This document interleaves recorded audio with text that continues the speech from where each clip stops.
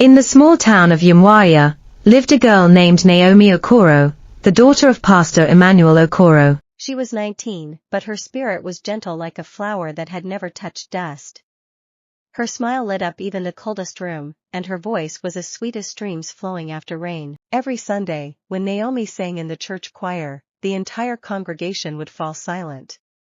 Children stopped playing, men forgot their worries, and women wept openly. Even old Mama Ebra, who had never shed a tear in public, whispered once, "This girl is not ordinary." Naomi never wore makeup. She always dressed in long skirts that touched the ground. Her hair was neatly tied back, and she walked with calm grace. She avoided gossip, never raised her voice, and spoke softly to everyone. To her father, she was heaven's proof that God still makes perfect daughters. The members of Glory Tabernacle always admired Naomi. Women prayed that their daughters would grow to be like her. Men would often say, "Whoever marries Naomi will find peace all his life." She was not only beautiful but wise in scriptures. She read the Bible as though it was written in her own handwriting. When her mother, Mrs. Felicia Okoro, once fell sick, Naomi didn't run to the chemist. Instead, she knelt and prayed earnestly through the night. By morning, her mother was healed. People believed Naomi was made from the fabric of heaven, a golden child, and a shining light. She was humble, obedient, prayerful, and pure. To many, she was the definition of perfection. But no one knew that even the brightest moon hides a dark side, and Naomi's own was quietly waiting.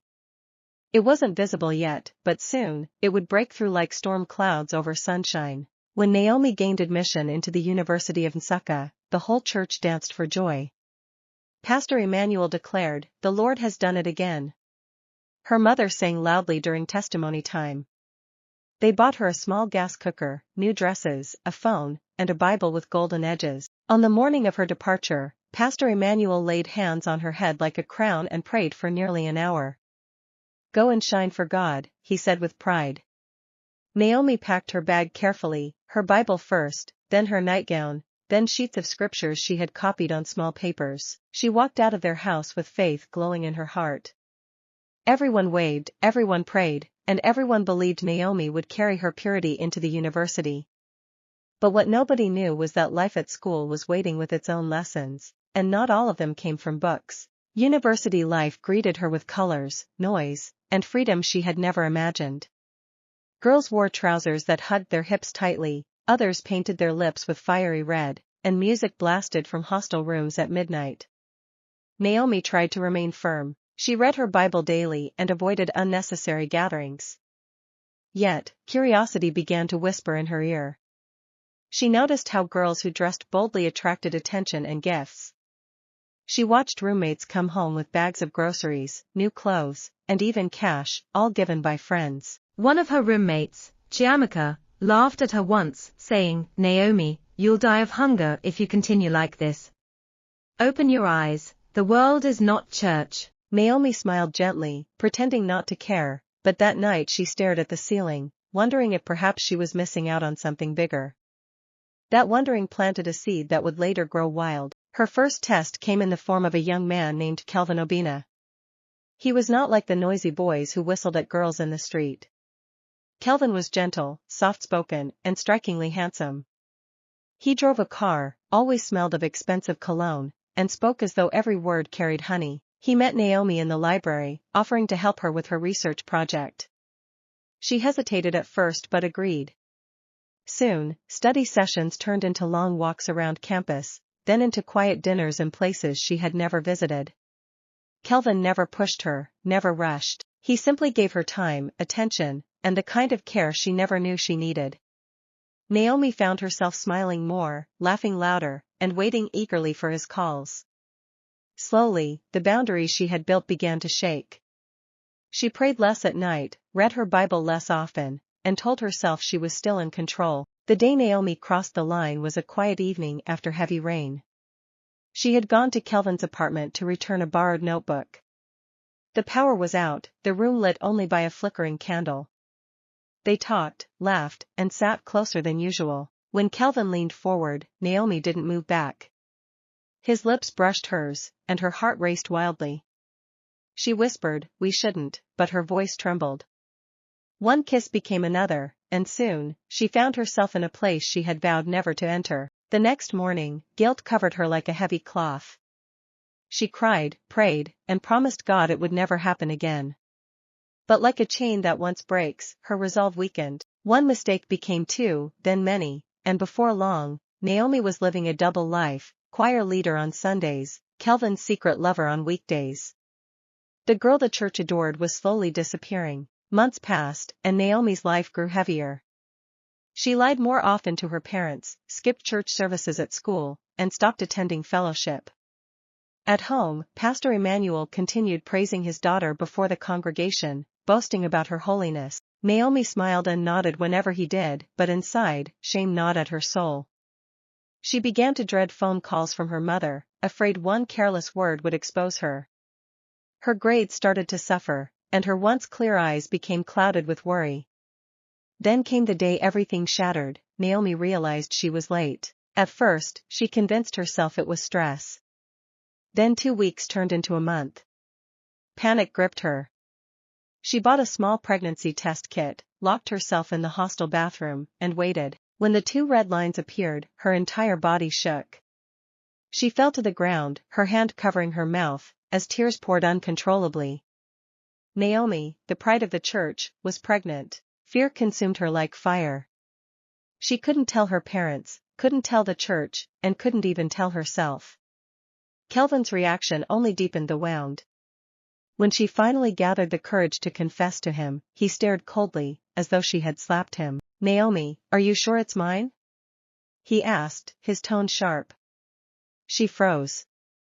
He continued, "Look, I can't father a child now. My future is just starting. Do whatever you must, but count me out."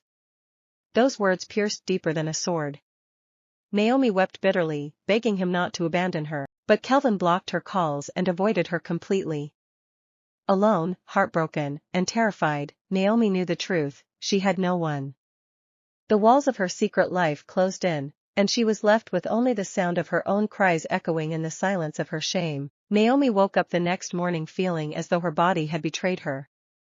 She tried to convince herself it was only once, that she could pray and God would forgive her. But the guilt stayed like a shadow that followed her every step. Each time she opened her Bible, the words blurred before her eyes. Each time she heard the choir sing on Sunday, she felt as though the songs were mocking her. She avoided calls from her parents, telling them she was busy with classes. Deep down, she was afraid her father would somehow hear her voice and know she had fallen. But the young man was persistent. His name was Kelvin, a smooth talker who always knew the right things to say. He kept telling Naomi that she was not like other girls, that she was special, and that God himself must have sent her into his life. Naomi wanted to believe it, even though her heart felt empty after each encounter. Days became weeks, weeks became months, and before long, Naomi discovered she was late. Fear consumed her. She prayed desperately, cried all night, and even tried fasting, hoping it was all a mistake. But when she finally went for a test, her worst fear was confirmed. She was pregnant. Her world collapsed in a single moment. How could she, the daughter of Pastor Emmanuel, the pride of the entire church, the girl everyone saw as an angel, carry such a shame? She begged Kelvin for help, but his response was cold and sharp. "Naomi, I'm not ready to be a father. You have to take care of it yourself." His words pierced her like a knife. She realized she had been nothing but a conquest to him. He stopped answering her calls. He avoided her in class. To him, Naomi no longer existed. Naomi tried to hide her condition, but the weeks betrayed her. Her body changed, her face grew pale, and whispers began to follow her in the hostel. One night, overcome by fear, she attempted something desperate. She bought bitter herbs from a local woman who promised it would end the pregnancy. Naomi drank them, trembling, praying silently. Instead of relief, she felt a deep, stabbing pain tear through her body. She screamed into her pillow, unable to move, blood soaking her bedsheet. Her roommates rushed her to the school clinic, where the nurses shook their heads. "This is serious. She needs to go to the teaching hospital." By the time she arrived, Naomi was unconscious. The doctors fought to save her, but her body had lost too much.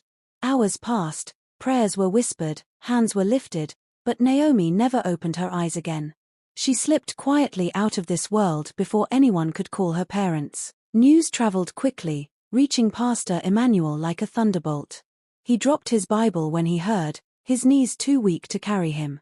His wife wailed, tearing at her clothes, refusing to believe the words. The whole church went silent, unable to comprehend how the golden child could die in such a way. When the truth of her pregnancy became known, judgment rose like a storm. Some shook their heads in disappointment. Others whispered that Pastor Emmanuel had failed in raising his child. Women who once praised Naomi now called her careless. Men who admired her now mocked her father. But amidst the noise, Pastor Emmanuel stood firm. With tears in his eyes, he lifted his voice during her burial. My daughter was human. She made mistakes. But who among us is without sin? The same God who gave his son for us will not cast her away. His words pierced the crowd, silencing their whispers. Naomi's story became a lesson whispered across the town. To some, it was a warning about the dangers of temptation. To others, it was a reminder that even the purest hearts can stumble. But to Pastor Emmanuel and his wife, it was a wound that would never fully heal.